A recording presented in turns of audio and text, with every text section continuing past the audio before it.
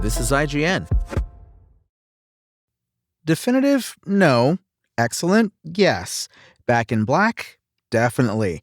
This is your IGN review of Ninja Gaiden 2 Black by Will Borger.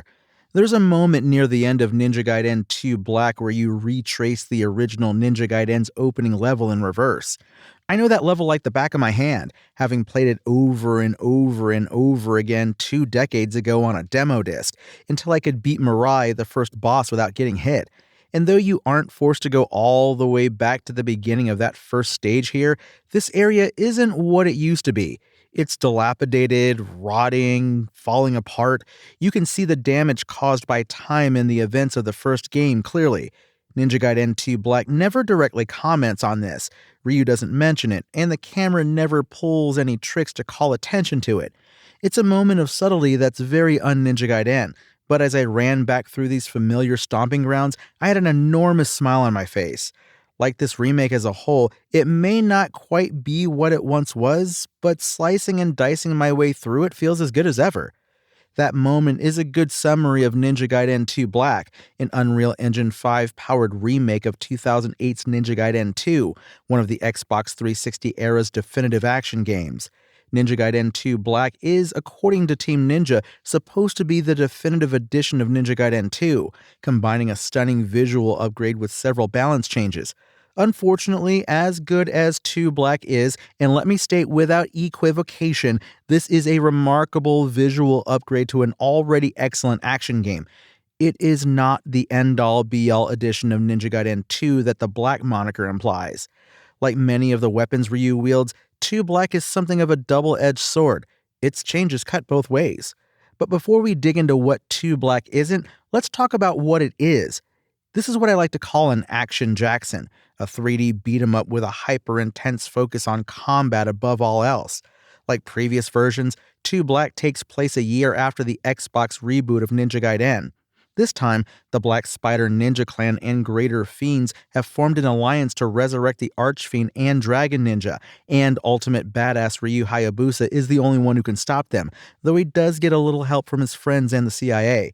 The story is more of an excuse for you to travel the world, meet exciting and interesting monstrosities, ninjas, and fiends, and turn them into limbless torsos than it is a fleshed-out narrative. Ryu feels like a character from a fighting game. He has a complex moveset and combos to learn, the ability to block attacks and then sidestep or dodge backward, special moves and magic, and a unique counterattack ability specific to each weapon that allows him to transition from defense to offense in the blink of an eye. Oh, and he's a ninja, so he can do stuff like run up walls and leap down for a powerful blow, jump on his enemies' heads, and leap forward and hurl them across the screen by the neck. At its best, this is a symphony of death and you're the conductor, chaining together combos, dodging and counterattacking, and using the essence dropped by enemies to immediately charge your ultimate techniques, which are attacks so powerful they can slice and dice an entire room. Ryu is always the coolest guy on the screen, and when you're cooking, the enemies throwing themselves at you to die give off that "surely I will be the guy that kills John Wick" vibe. When you're not, you can die very, very quickly. You're going to get good or you're not going to progress. So it's a flawless combat system, right? Well, not quite. Just like in the original, the camera can be a little janky and get stuck in weird places from time to time. It's not too bad if you're proactive about managing it and smart about how you approach fights, though it can have issues in tight corners, and you will get hit off screen every now and then. It's an annoyance, but a minor one. The other major problem is the quality of the boss encounters. Some of them are challenging, memorable, fun, or a combination of the three. 2 Black does a lot right in addition to the visual upgrade. The higher level of gore from the original release is back, as is the weapon upgrade system.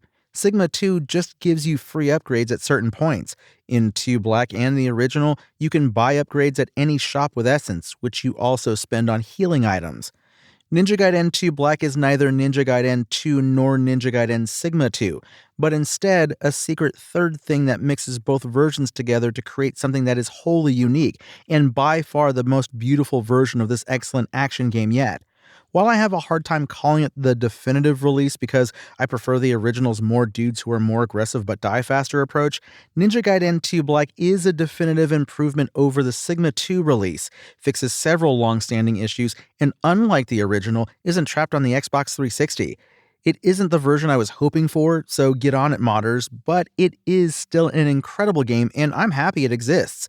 If this really is it for Ninja Gaiden 2, it will at least go out on a high note. This trip through time reminded me that while you can't go home again, and nothing will ever truly be like it was, that doesn't mean something can't still be beautiful.